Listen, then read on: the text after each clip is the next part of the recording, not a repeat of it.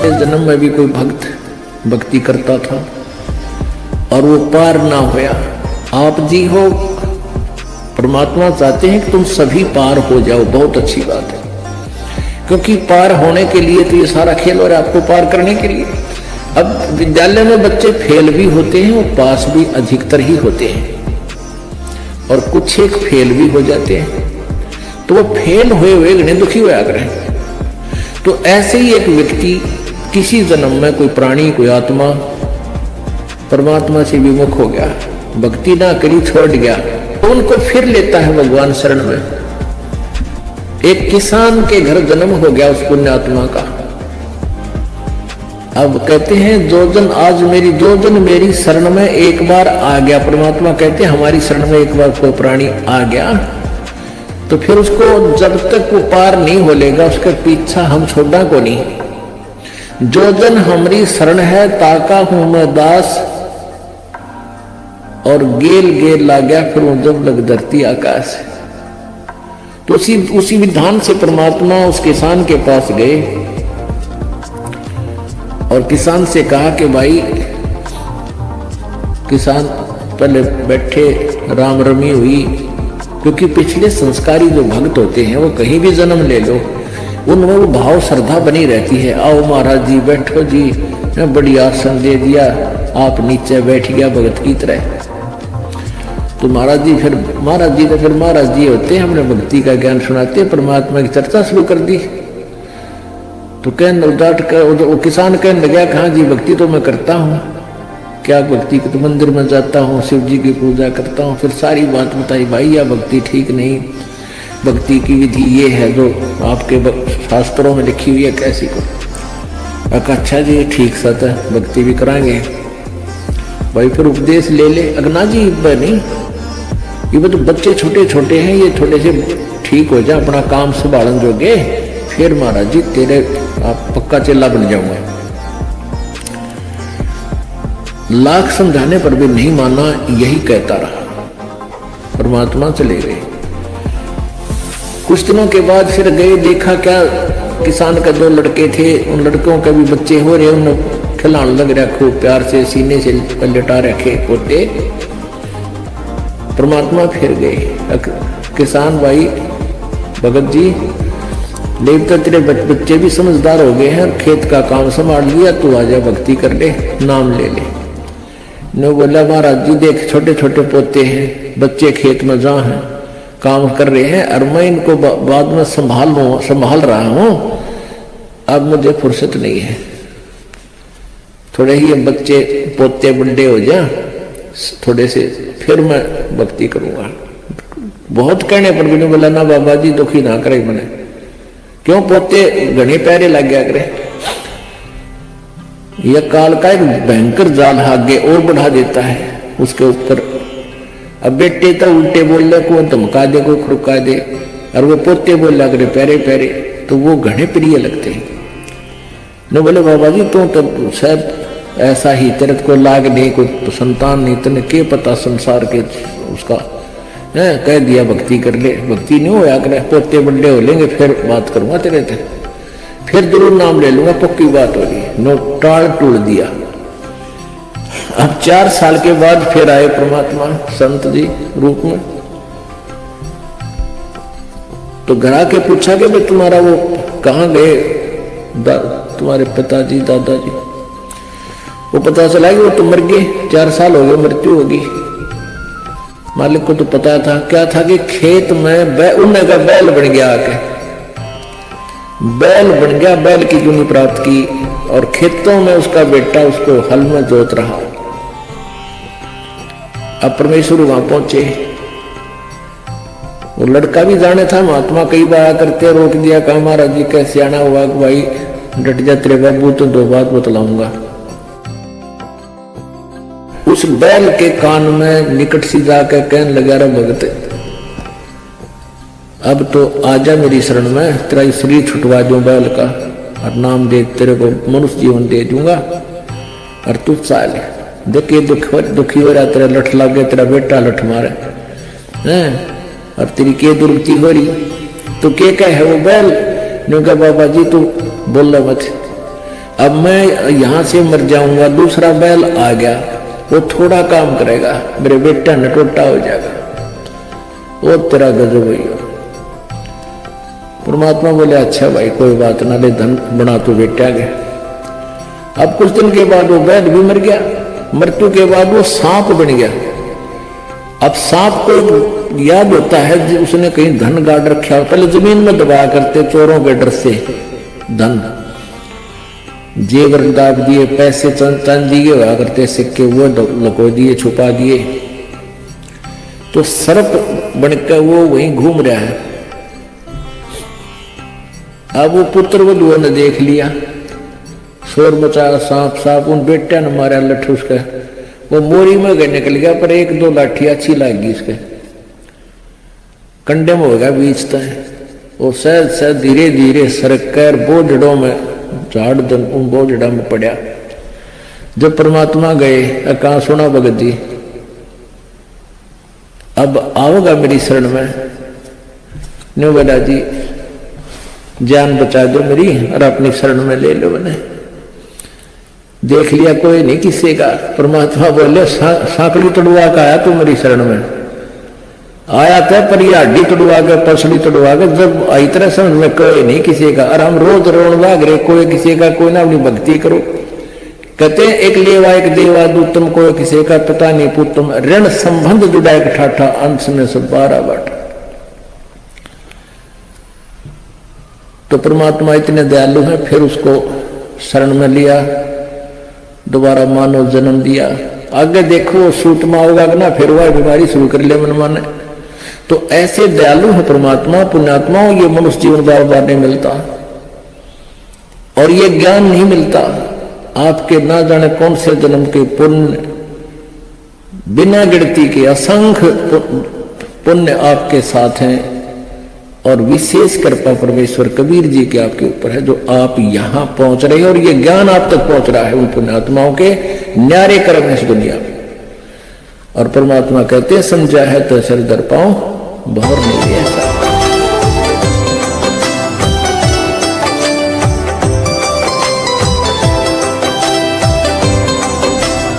का स्थान है तोतादर, और वहां पर ब्राह्मणों का ये भंडारा था, सम्मेलन था। और उधर से परमेश्वर कबीर जी के गुरु जी थे रामानंद ब्राह्मण, और परमेश्वर धानक जुलाहे, और रामानंद उनके वैसे तो मुंह बोले तो गुरु जी थे, लेकिन उनको पता चल चुका था परमात्मा है। लेकिन परमात्मा के आदेश अनुसार वो केवल भूमिका कर रहे थे गुरु की। अब उन ब्राह्मणों ने तोतादेर में जो समागम था, सभी ब्राह्मण बुलाए थे। तो रामानंद जी तो बहुत पहुंचे हुए माने जाते थे, उसको आमंत्रित करना अनिवार्य था, वो तो आमंत्रित कर दिए। तो जहां भी रामानंद जी कबीर साहब के मिलने के बाद वो परमेश्वर को साथ ले जाते थे।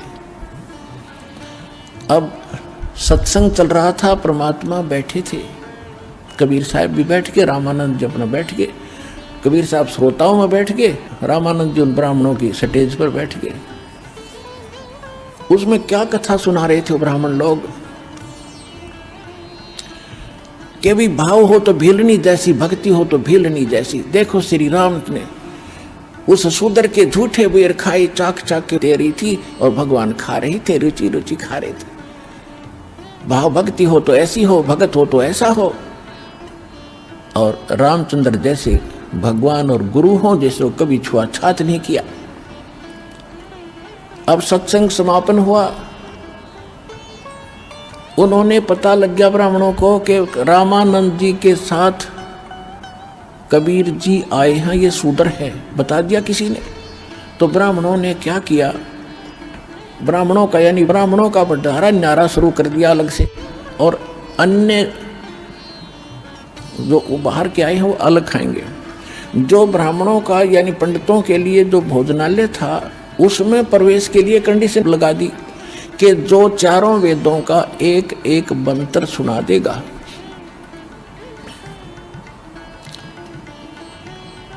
वही इस भंडारे में आओगा। उनको मालूम था कबीर जी तो जानते नहीं, संस्कृत पढ़े नहीं, इसलिए आप पे छट जाएंगे।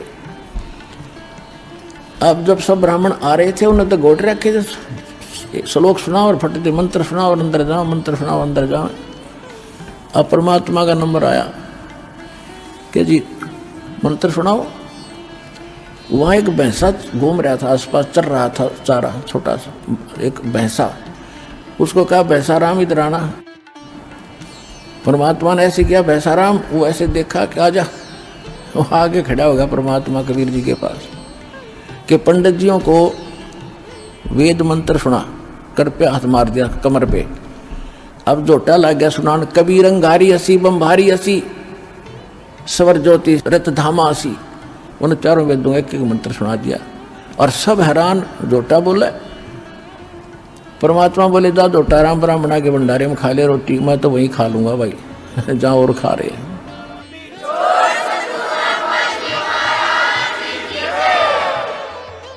वहां कम से कम 4-5 हजार ब्राह्मण थे।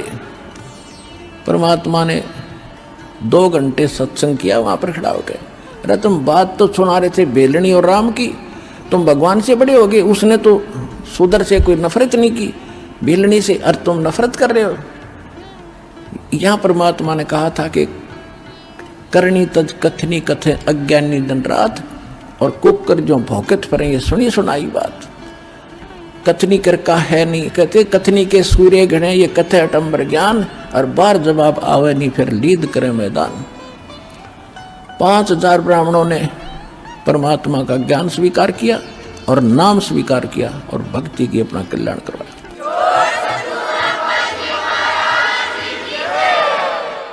तो पुण्यात्माओं, ये परमात्मा हमारे लिए भटक रहे हैं, हमारे पिता हैं। ये ब्राह्मण भी उसी के बच्चे थे। कहते सोचल छिदर मैं करूं अपने जन के काज।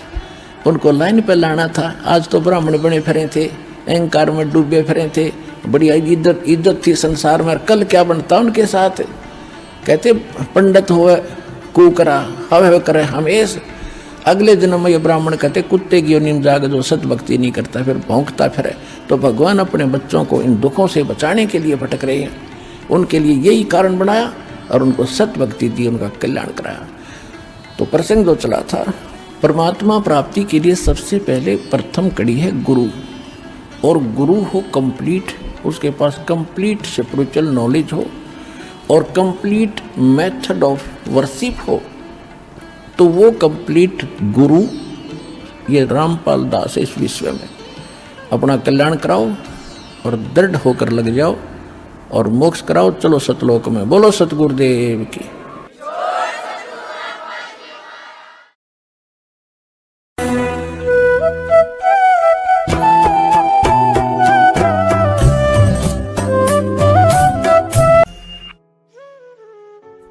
पंजाब का रहने वाला था, एक किसान था बहुत बड़ा, राम राय नाम था उसका। 800-900 बीघा जमीन थी, किसान था, सिख था। पहले ये सिख थे, सिख का यानी अपने हिंदुओं से ही अलग से। जैसे आज ये राधा स्वामी वाले कौन है, इसमें सभी जाति के लोग हैं हिंदू ही तकरीबन, या सिख भी हैं। आगे चल के ये धर्म का रूप धारण कर लेगा तो हमारा दुर्भाग्य ही होगा। तो ऐसे ही वो सिख धर्म, सिख माने शिष्य परंपरा से चल रहे थे, उनमें से था। और नानक गुरु ग्रंथ साहिब की वाणी से वो काफी प्रभावित तो हैं सिख धर्म के पंजाब के व्यक्ति। तो गरीबदास साहिब जी आए हुए थे, उस परमात्मा को प्राप्त कर चुके थे, भगवान उनको मिले थे, सचखंड लेकर गए थे, वापस छोड़ा था। और उनको परमात्मा कबीर जी ने वो उनके अंतःकरण में ये अनमोल तत्व ज्ञान फीड कर दिया था। वो तत्व ज्ञान उन्होंने गरीबदास जी की वाणी रूप में दास के पास उपलब्ध है। तो उनका गरीबदास जी का शिष्य लुधियाना के पास एक वासियर गांव है, वासियर, उसके बाहर बनी में सफर कर पैदल चला करते थे। और वहां नहा धो के कुएं पे किसी जल पे तालाब पे बैठ गया। सुबह सुबह नित्यनेम कर रहा था, ऊंची स्वर में ब्रह्मवेदी बोल रहा था। और वो सिख राम राय जी नहाने सुबह सुबह सैर सपट्टे को गया। तो वाणी के बड़े मर्मज्ञ हैं, बड़ी प्यारी लगती है वाणी। उन्होंने उन्होंने देखा भी बड़ी गजब की वाणी किसकी है, तो खींच लिया आत्मा को, उसके पास जाकर बैठ गया। जब उस भक्त ने अपना नित्य नियम कर लिया तब उससे कहा कि महाराज जी, ये भक्त, ये वाणी किसकी है? उन्होंने बताया कि ये मेरे गुरुदेव की वाणी है। तो राम राय ने पूछा, वो संत अभी शरीर में है या शरीर छोड़ गए? उन्होंने बताया अभी शरीर में है। पूरा पता ले लिया उसने, राम राय ने, कि एड्रेस बता मुझे, इस महापुरुष के दर्शन करूंगा। तो वहां से चल पड़ा, छुटानी पहुंच गया लुधियाना से। अब गांव में गरीबदास जी कैसे थे? किसान के घर जन्म था, जाट थे, 1300 बीघे जमीन थी, बड़े बीघे वारते, यानी ना 2500 बीघा जमीन थी, लगभग 1400 एकड़ वर्तमान की, और खूब पैसे वाले थे। और लेकिन खेत में अपना हाथ से काम करते थे, खेतों पशुओं का चारा भी स्वयं लाते थे, क्योंकि महापुरुषों में अभिमान नहीं होता है, ना धन का, ना तन का, ना किसी संतान का। तो राम राय जी सुबह सुबह पहुंचे छोड़ानी गांव में। थोड़े से घर थे, कुछ बाहर के व्यक्ति भी आ जाते थे गरीबदास जी के दर्शन और प्रवचन सुनने के लिए, 10-20 मिनट बैठ जाते थे, 2-4, 5-4 उनके शिष्य।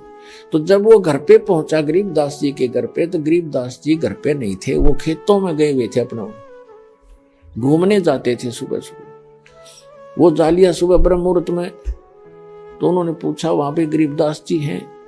वहां बैठे हुए गांव के व्यक्तियों ने और एक आध दूसरे गांव से आकर बैठा था, उनने सब ने मिलकर कहा कि महाराज जी तो भाई घूमने गए हैं, आज जाओ बैठ जाओ आप। तो उसने सोचा भाई महात्मा का दर्शन करके अनहार करूंगा, इतनी दूर से आया हूं, ऐसे महापुरुष की ऐसी वाणी, तो वो खुद कैसे होंगे जिनकी अमृत वाणी ऐसी है। इस बात से प्रेरित होकर उसने कहा मुझे ये बता दो वो किस साइड में गए हैं। गांव वालों ने कहा इधर जाया करते हैं घूमने, और कितनी देर में आ जाएंगे? वहां बैठे व्यक्तियों ने कहा वो तो उनके मूड की बात है, आवत है अभी आ जा, ना तो भाई दोपहर 10, 11, 12 बजा दे। उसने सोचा इतनी देर क्यों वाट इंतजार करी, उनसे पूछ कर पता करके कौन सी दिशा में, एक रास्ता बता दिया उन्होंने कि रास्ते पर चले जाओ, आगे ऐसे ऐसे एक झोपड़ी, एक रहट मिलेगा, और वहां उस झोपड़ी में मिल सकते हैं आपको। अब कहने का भाव ये है, ज्यादा ना इसको लंबा करके, समय सत्संग का होने वाला है। तो जब वो जा रहे थे, गरीबदास जी आ रहे थे उसी रास्ते से, सिर पे पशुओं का चारा एक गठड़ लेकर, बंडल, बरोटा बोल रहे हैं हमारे हरियाणा, बरोटा सरसों उसका, जवार का, और देश अपना जैसे हरियाणा के लोग पहनते थे धोती कुर्ता, सिंपल ड्रेस। और वो जो राम राय था उसको उर्फ नाम उसका झुमकरा भी, गांव में झुमकरा भी कहा करे, जैसे एक नाम निकाल लिया करे अलग से। वो ज्यादा संकी सा आदमी था। तो राम राय जा रहा था, उसने उस पशुओं का चारा लेकर आ रहे व्यक्ति से पूछा कि हे भाई, हे किसान, मैंने गरीबदास महाराज से मिलना है और ये यही बताया कहीं उनका यहाँ घूमने आए हुए हैं। अब गरीबदास जी को तो पता था कि राम राय जी ने मन में क्या कल्पना कर रखी है साधु की, कि साधु होगा, सिर पर जटा होगी, दाढ़ी बढ़ी होगी, कान पड़वा रखे होंगे, हाथ में चिमटा होगा, एक लाल कपड़ा लंगोट में बांध रखा होगा, या कति लाल कपड़े होंगे, मूंड मुंडा रखा होगा, घोटे में घोट हो रहा होगा, यानी कोई विशेष आडंबर ऊपर होगा, उसी को उसने संत मान रखा था। और गरीबदास साहब जी को पता था कि दूर देश से आया है जिज्ञासु, यदि मैंने ये कह दिया कि मैं हूं गरीबदास जी, बोल भाई, तो ये यहीं से खेतों में से वापस बोलेगा कि यो किसा महाराज जी, क्योंकि इसने तो महाराज जी सोच रखा था लाल पीले कपड़े हो, सिर पर जटा हो, या कभी घोटम घोट हो, तिलक ला रखा हो, हाथ में चिमटा हो, धूने पर बैठा हो, राख लपेट रखी हो। गरीबदास जी ने कहा कि आजा मेरे साथ वापस, मैं मिलाऊंगा उनसे। वो वापस हो लिया। अब जब वो लेकर आ रहे थे अपना सिर पे चारा, तो वहां बैठे शेष गांव का एक आधा कुछ बाहर के दूसरे गांव के आए हुए थे। उन्होंने भाग करके प्रणाम किया, किसी ने उनके सिर से चारा पशुओं का अपने सिर पे रख लिया, उनको फ्री किया। और राम राय ने पूछा ये कौन है? उन लोग भक्तों ने बताया कि यही तो है महाराज जी। अब उस राम राय के मन में ये आ गया कर ले तेरा गजब भैया, इतनी दूर आया अरियो महाराज जी पाया ऐसा देसी जाट है तो खोदा पहाड़ हर निकली चुईया।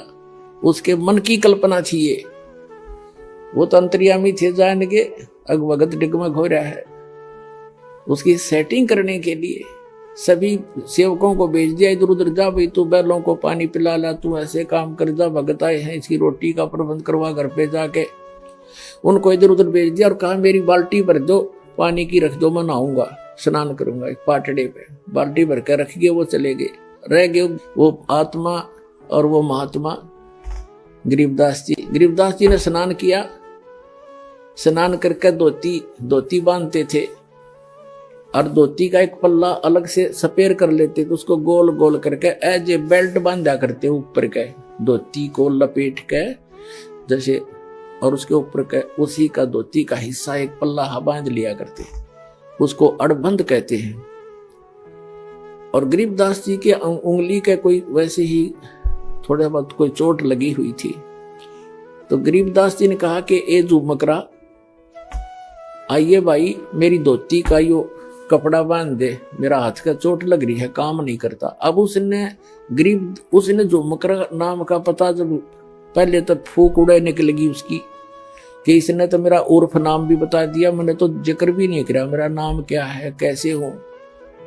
उसका कुछ शंका हुई, भाई झुमकरा मैंने मेरे को गांव में तो कहा करते, पर यहां कैसे पता लग गया झुमकरा। और परमात्मा ने इसलिए कहा उसको झुमकरा क्योंकि उसका मन झूम रहा था कि यू किसा महाराज जी बता कहाँ आ गया, मेरे के साथ जमींदार है, किसान है, अच्छा बहकाया माया में इतनी दूर आया, नंगे पैदल चल के आया। गरीबदास जी ने धोती का जो पल्ला था उसको कहा ले बांध दे मेरे शरीर के चारों तरफ का, जहां बेल्ट बांधते हैं ऐसे कर लेते हो धोती के कपड़े को, ऐसे ऐसे घुमा घुमा के ऐसे कर। और उसने कहा कि ले बांध दे मेरे चौगर दे, वो चारों तरफ का लपेट कर ऐसे गांठ लगाने लग गया। वह गांठ शरीर के अंदर से निकल गया गरीबदास जी के शरीर से, और कब उस धोती का लग गई कपड़े का। और गरीबदास जी ने ऐसे मुंह कर लिया दूसरी साइड में जैसे देख ना रहे हो। झुमकरा ने सोचा उस राम राय ने तेरा गांठ उल्टी लाएगी दिखे तो फिर लगा, फिर वो ऐसे ही शरीर के अंदर से निकलाई धोती का गांठ लाएगी। तीसरी बार वो प्रयत्न करने लगा, जब कहने लगा गरीबदास जी ने कहा कह रहे झुमकरा मैं तो तेरे जैसा आदमी हूं, या गांठ क्यों ना लगती तेरे ते। जब उसने ऊपर को देखा उनके मुंह की तरफ, क्योंकि राम राय जी विष्णु जी के पुजारी थे, भले ही वो शिष्य थे, सिख थे। जब उन्होंने ऊपर देखा तो श्री विष्णु जी का रूप बन गया इतने से ऊपर गरीबदास जी का, मोर मुकुट हाथ में शंखर चक्र गदा, चरणों में पड़ गया, पैर पकड़ दिए है महाराज, भूल लागी, मैं तो गलत सोच लिया मैंने आपके बारे में, आप तो भगवान हो। फिर देखा तो फिर गरीबदास ने कहना, अब उसने सोची मैं विष्णु जी का पुजारी हूं और इसने मुझे उस उर्फ नाम से पुकार दिया, इसलिए मैं प्रभावित हो गया, मेरी ही कोई कल्पना होगी। तो फिर डांट गया अपने मन ने ना भगवान तक हो ना। फिर वो बैठ गया, कोई शक्ति है जरूर जिसके ऊपर मैंने कुछ देखा है, और इसके शरीर से धोती अंदर से शरीर से निकल गई। फिर कहने लगा परमात्मा बोल, गरीबदास जी कहने लगे बच्चा बैठ जा। 2 घंटे ज्ञान दिया उसको, सारी सृष्टि रचना सुनाई, सतत्व ज्ञान समझाया। हम सुल्तानी नानक तारे दादू को उपदेश दिया, जात दुल्हा भेद नहीं पाया काशी माए कबीरवा। तब उस झुमकरा ने, उस राम राय ने कहा भगवान ऐसा ज्ञान तो आज तक किसी ने बताया नहीं मारे थे। तब गरीबदास जी ने कहा था कि तत्व भेद कोई ना कह रे झुमकरा, यू पैसे ऊपर नाच सुनो राई झुमकरा, कोटों मध्य कोई नहीं रे झुमकरा, अरबों में कोई गर्क सुनो राई झुमकरा। ए झुमकरा राय कहते हैं, राय साहब यानी हे जैसे लैंडलॉर्ड था वो, कि हे राय झुमकरा, ए राय साहब, करोड़ों कहते हैं तत्व भेद किसी के पास नहीं है, ये सब पैसे ऊपर ढोल पीट रहे हैं, पैसे उद्देश्य लेकर ये दंत कथा सुना रहे हैं। तत्व भेद कोई ना कह रे झुमकरा, ये पैसे ऊपर नाच सुनो रे झूमक रहा। अरबों में कहते कोटों मध्य कोई नहीं रह झूमक रहा, अरबों में कोई गर्क सुनो रे झूमक रहा। इन करोड़ संतों में आपको कोई संत नहीं मिलेगा, अरबों में कोई एक गर्क मिलेगा। गर्क माने कंप्लीट इन ऑल रिस्पेक्ट, यानी सैचुरेटेड, जिसके पास ज्ञान भी पूरा हो, जिसके पास मंत्र भी पूरे हो, जिसको अधिकार भी हो परमपिता की ओर से। कैसे? ऐसा संत तुझे अरबों में पावेगा, करोड़ों में भी नहीं मिलेगा। और वही गीता जी कहती है कि बहु नाम जन्माना मनते ज्ञानवान माम प्रपते वासुदेव सर्वमति स महात्मा सुदुर्लभ है। तो पुणात्माओं, तुम्हारा सौभाग्य आपका कि दास आपको वो संत मिल गया है जिससे विश्व का कल्याण हो सकता है। बोलो सतगुरुदेव।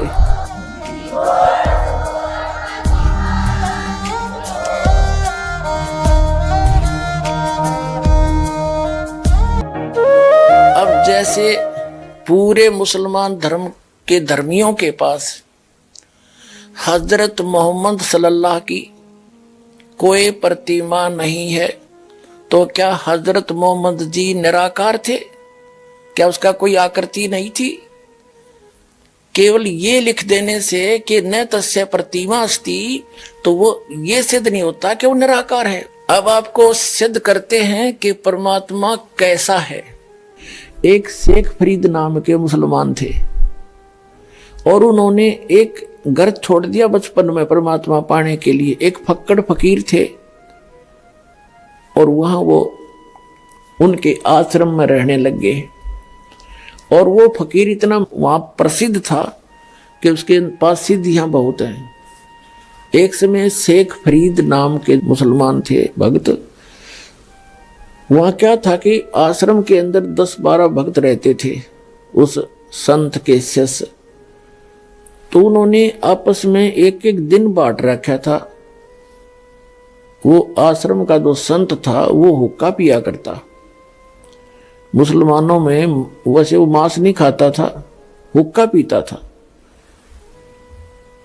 तो हुक्का खाना खाने के बाद उसका शाम को या दोपहर को जब भी खाता था, हुक्का कंपलसरी होता था। तो उन्होंने सब ने अपना काम बांट रखा था। और शेख फरीद तो घर छोड़कर निकला ही नहीं था। मैंने अल्लाह चाहिए, भगवान चाहिए। और उसमें ज्ञान में बताई दिया जाता है भाई गुरु की सेवा करे, गुरु को पूरी श्रद्धा के साथ व्यवहार रखे, गुरु शिष्य में ऐसा लगाव बन जाए, आपस में इतना प्यार बने दोनों का, मन में दोष ना रहे, तब भगवान मिलता है। तो उन्होंने इस दृष्टिकोण से कि गुरु नाराज नहीं होना चाहिए। गुरु रूठ गया, कहते हैं कबीर हरि के रूठते गुरु की शरण में जा, और कह कबीर गुरु रूठ गया तो हर ना करे साए। तो इस दृष्टिकोण से शेख फरीद ने चाहा कि परमात्मा गुरु जी नाराज नहीं होने चाहिए। भगवान गुरु जी रुष्ट हो गए तो भगवान रुष्ट हो गया, फिर मेरा इस जीवन का बनेगा क्या? इस शरीर का जो उद्देश्य मैं लेकर आया हूं वही मेरा रह गया, उसमें बाधा बन गई, तो मुझे ऐसा कोई काम नहीं करना मैंने। तो इस दृष्टिकोण से वो सच्चे दिल से गुरु जी की सेवा करता था। आत्मा से पता लग जाता है ये बालक कैसे सेवा कर रहा है, ऐसी बात नहीं। तो वो इस कारण से उसे बहुत खुश था। और आश्रम में रहने वाले दूसरे कुछ कमचोर से थे, वह गफलत कर देते थे। तो उनके मन में ये आ गया कि गुरु जी शेख इस फरीद के साथ ज्यादा लगाव रखते हैं, और किसी तरह इस गुरु जी की नजरों से इस शेख फरीद ने गिरावा। अब वो इस अटकल में रहने लगे। वो एक दिन वर्षा होकर रुक गई थी, वर्षा का मौसम था। प्रतिदिन जैसा भी उसका नंबर आता था सभी ऐसे करते थे। पहले खाना बनाते थे, लकड़ी की आग बना देते थे उपले अपले डालकर, और खाना खिलाने चले जाते थे। आग तैयार होती थी, महाराज जी को खाना खिला के आते ही हुक्का भर के और तुरंत दे देते थे। और वो गुरुजी इतने क्रोधी थे, 5 मिनट लेट हो जा कोई हुक्का ना लावे, यानी कोई भी काम देर कर दे तो सोटा ठाकर मारा करते, डंडा रखा करते। और उसको कई दिन सेवा नहीं देते थे, एक तरफ बैठा देते थे। तो उन्होंने क्या किया, शेख फरीद गया खाना खिलाने गुरुजी को झोपड़ी में। चूल्हा रसोई दूसरे स्थान पर थी, उन्होंने उसको पानी मार दिया, छिट्टे मार दिए, बुझा सी दी। अब शेखप्रीत तो अपने हिसाब से आया था कि 2 मिनट लाऊंगा, भर के चलम दे दूंगा। अब वो आके देखा तो आग नहीं। उन्हें सोची भाई मौसम खराब है, ना सक गया उसका कि किसी और ने गड़बड़ कर रखी है, और आग तो बुझ गई। वो उठा कर चलम, और थोड़ी सी दूरी पर गांव था, वहां धुआं उठ रहा था। कोई बहन बेटी माई अपना चूल्हा जलाने की चेष्टा कर रही थी। वो दौड़ा दौड़ा गया तो वहां क्या कर रही थी वो माई, क्योंकि मौसम वर्षा का था, लकड़ी जलाव थी, कभी बुझ जाओ थी, फूक मारा थी, आंखों में धुएं से आंखें पानी गिर रहा था।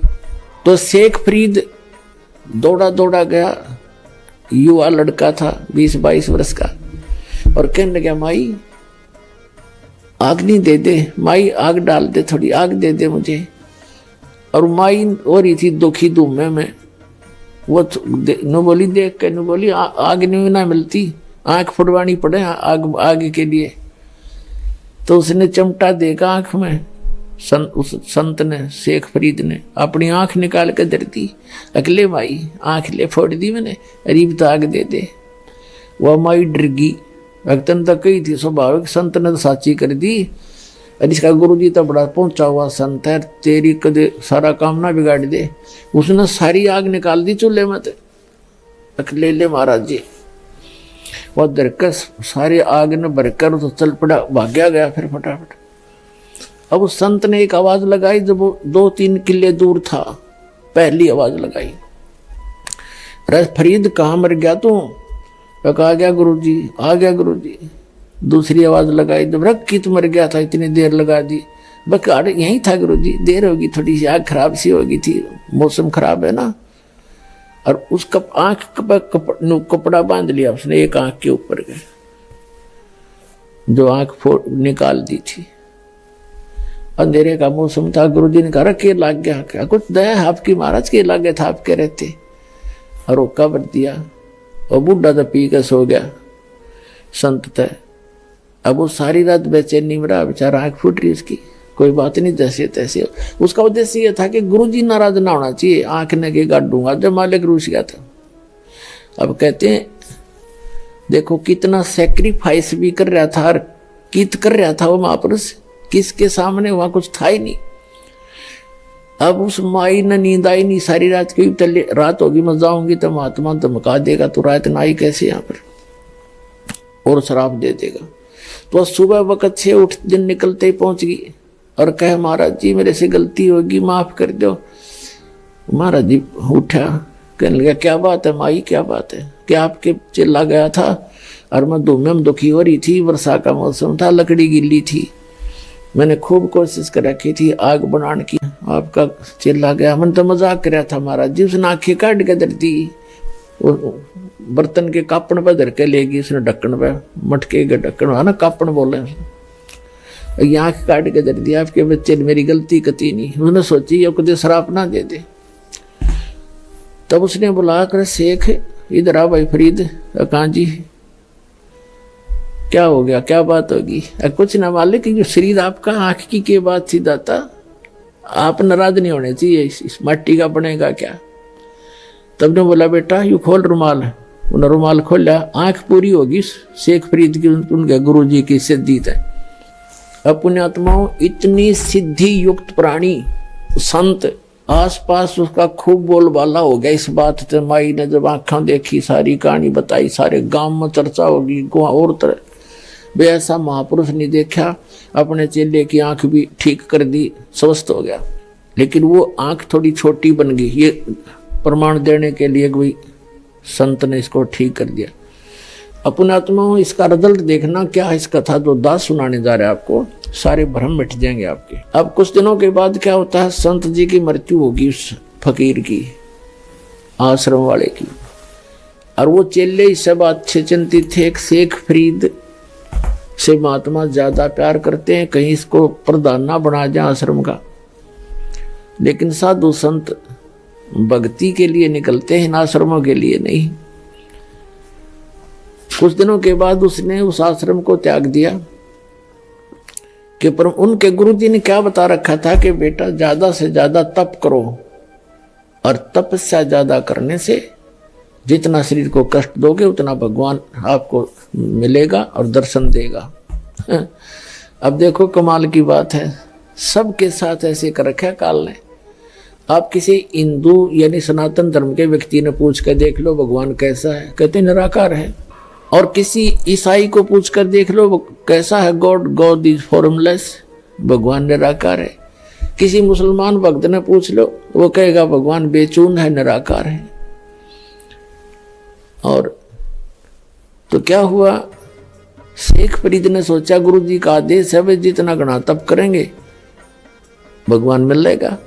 तो उन्होंने कहते हैं 12 वर्ष में 1.25 मन यानी 50 किलो अन्न खाया। 12 वर्ष, एक वर्ष में 365 दिन और 12 वर्ष 12 से गुणा कर लो और एक दिन की एवरेज निकाल कर देख लो 50 किलो कितने दानों का आटा इससे आता है। 10 ग्राम नहीं आओ एक दिन में, इतना आहार कर किया उसने कुल 12 वर्ष में। और तपस्या करी, शरीर कति सूख का कांटा हो गया, अस्थि पिंजर शेष रह गया। और कुएं में लटका करते थे और कष्ट देने के लिए ऊपर पैर बांध लेते थे वृक्ष के, टहनी कर नीचे कुआं था उस वृक्ष के, रस्सा बांध कर नीचे चले जाते थे क्योंकि बाहर कौवे आंख निकाल लेते हैं। और बाहर आते थे, थोड़ा बहुत आहार करते थे, फिर लटक जाते थे। एक दिन कौवे वो आकर लेट गया, ज्यादा थके हुए थे ऐसे, और कौवे ने सोचा आदमी मर गया, आकर बैठ गया, उसके सारे शरीर पर घूमे फिरे, उसमें कितना मांस दिखा नहीं, अस्थि पिंजर कति शेष खाल में लिपटा हुआ। माथे पाकर बैठ गए कि आंख खाएंगे ये, इनमें कुछ है मांस थोड़ा सा। तब शेख फरीद ने कहा कि भाई कौव्यो मेरी आंख ना खाइयो, मेरे शरीर पर कहीं मांस हो तुम वैसे खा लो, मेरी आंख छोड़ दो, मुझे परमात्मा के दर्शन करने हैं। आंख खराब कर दोगे तो मैं भगवान के दर्शन नहीं कर पाऊंगा। तो वो जब बोला तो कौवे उठ गए कि तो जीव है, जीवित है व्यक्ति। अब उसने ये सोचा कि भी अगर बाहर रहूंगा तो कौवे खत्म करेंगे मेरे को, आंखें भी खत्म कर देंगे, फिर मैं कति कंडम हो जाऊंगा, भगवान मिले नहीं और शरीर अंत होने को हो गया। वो इस दृष्टिकोण से फिर दोबारा धीरे धीरे पैर बांधे रखे थे, सहज लटक गया कि अब तो मर के निकलूंगा इसके अंदर से, या तो भगवान मिल जाएगा ना खत्म। अब वो परमात्मा आके खड़े हो गए उस कुएं के ऊपर और रस्सा पकड़ के उसको बाहर निकालने लगे। कबीर परमेश्वर अल्लाहू अकबर। तो शेख फरीद ने कहा कि भाई कौन है, मेरे साथ शरारत मत करे, क्योंकि पहले वो ऐसे कुएं में लटक रहे होते थे तो बच्चे आते थे उसके रस्से न डंडी तो घुमा देते थे। शेख फरीद कभी इधर लगता था कुएं में, कभी इधर लगता था और वो ऐसे कर लेता था। अब बच्चे हैं छेड़छाड़ कर चले जाएंगे थोड़ी देर में, वो एक बार धक्का के भाग जाते थे। उसने देखा कि इसने तो मैं बाहर ही निकाल लिया, उन्होंने सोचे अच्छा नालायक आदमी आया। तो उसने कहा भाई मुझे छेड़ मत। शेख फरीद कहता है भगवान से कि मुझे ना छेड़ और तू अपना काम कर, मैं अपना काम कर रहा हूं। तो परमात्मा ने पूछा आप क्या कर रहे हो महात्मा जी? कि मैं परमात्मा के दर्शनार्थ, परमात्मा के पाने के लिए, भगवान को देखने के लिए, परमात्मा का दीदार करने के लिए और साधना कर रहा हूं। तो परमात्मा ने कहा कि जिस भगवान की तू साधना कर रहा है, पहले तो यह साधना ठीक नहीं तेरी। परमात्मा ने कहा कि मैं हूं वो अल्लाहू अकबर। शेख फरीद ने सोचा तो कति पहाड़ी टकराएगा इससे, जो तो निरा निकम्मा आदमी है, अपने आप को भगवान कहता है, फिर भी साधु अपने भाव से बोला करते हैं। तो शेख फरीद ने कहा कि भाई ऐसे ना बोल, तुझे पाप लगेगा, भगवान दिखाई थोड़ा ही देता है, भगवान तो बेचून है, निराकार है और आदमी भगवान नहीं हो सकता। तो परमात्मा ने कहा कि भले आदमी तुम्हारी थ्योरी क्या और प्रैक्टिकल क्या कर रहे हो तुम? एक तरफ ते कह रहे हो कि भगवान बेचून है, निराकार है, दिखाई नहीं दे, और ऊपर से नहीं होगा उसके दर्शनार्थ में प्रयत्न कर रहा हूं। खाक देखेगा जब निराकार है तो क्या देखेगा, कुंडले डोरा है। तो शेख फरीद ने सोचा भाई आदमी तो काटेगा ही, तो बात तक कही सही इसने, पर मन में जो हमारा धारणा काफी समय से बैठी हुई होती है उसके आधार से सोचा कि भगवान तो खरी नहीं होगा, लेकिन बाखबर पूरा है तो आदमी ठीक लग गया। या बस एक के सेकंड में समझा दी, क्या करें गामकार ज्ञान का तो चमका ऐसा लग गया करे। एक का चोट से धारी आदि ने मिलन दाचा, उसकी एकदम बुद्धि घूम गई। अरे सचमुच एक तरफ तो हम मेरा बेचून बताऊं और फिर उसके दीदार के लिए प्रयत्न कर रहा, दर्शनार्थ भगवान ने देखूंगा भगवान पाऊंगा, निराकार का पाओगा क्यों, तो उसने उसके यह बात समझ में आ गई। नो के नो पैर पकड़ दिए और लटके ने बोला महाराज मैंने रास्ता बता दे, मैं तो परमात्मा के लिए अगर छोड़ कर आया था, आज तक मैंने तो शरीर का विनाश कर लिया पर मालिक आसपास नहीं मिले। तब उसने बताया परमात्मा ने कि भाई इस तरह तो लाख वर्ष कर ले तो भी तरह भगवान निकट नहीं आ सकता। वह विधि मैं बताऊंगा, मेरे पास है बच्चा, साधना करनी पड़ेगी, जब वहां जा सकता जब उसकी प्राप्ति होगी। तब उसने धीरे धीरे कहने लगे थोड़ा बहुत आहार भी करना चाहिए, इस शरीर के साथ इसी दुश्मनी मत करो, बड़ी मुश्किल से मिलता है यो। इसमें कहते प्रथम अंदर संयम राखा योग युक्त सब सतगुरु वाक है। गीता अध्याय नंबर 6 के श्लोक नंबर 16 में कहा कि अर्जुन ये योग ना तो ज्यादा खाने वाले का, ना बिल्कुल ना खाने वाले का, ना ज्यादा सोने वाले का, ना कथित घना जागने वाले का कभी सफल नहीं हो सकता। प्रथम अंदर संयम राखे योग युक्त सब सतगुरु वाक है, यानी पहले खाने पीने पर संयम करे। इतना भी नहीं खाओ दड़ी पक्का खा लो फिर अंगड़ाई टूटे जा भक्ति कैसे करेगा, और बिल्कुल भी ना खाओ फिर भक्ति बने को ना पेट इकट्ठा हो जाए। अंदर संयम रखे, सीमित खावे जिससे भक्ति भी बने और आलस भी ना छावे।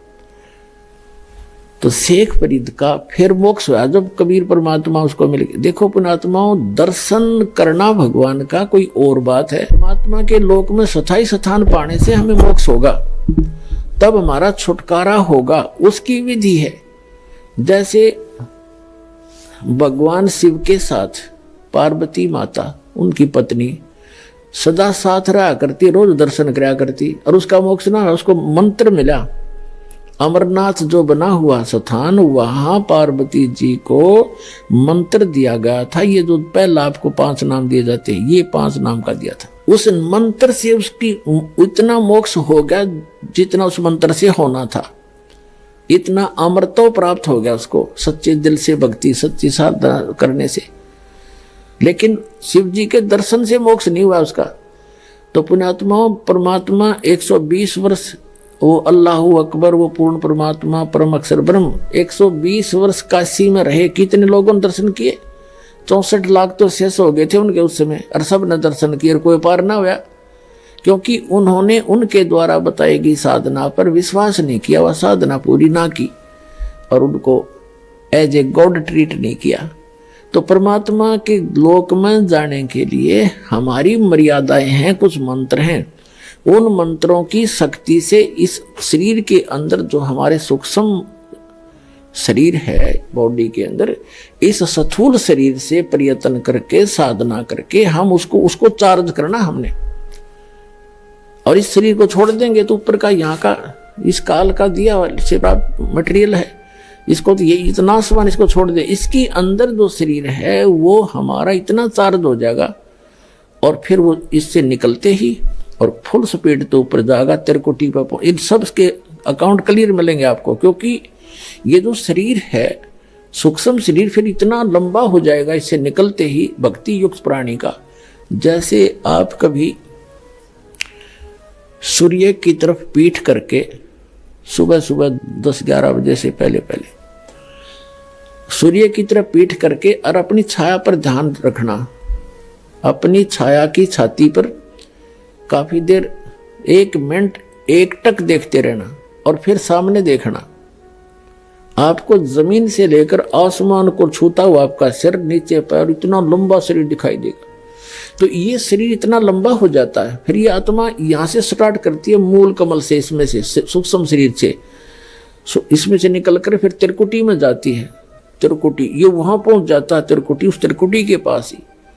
तो वहां यहाँ सारा क्लियर अकाउंट करके वहां पहुंच करके फिर आगे सब मंत्रों की जो भक्ति है वो स्थान स्थान पर इनको डिपॉजिट कराते चले जाएंगे, हमारा अकाउंट क्लियर होता चला जाएगा, तब हम सतलोक जा पाएंगे। तो इस प्रकार मोक्ष होगा।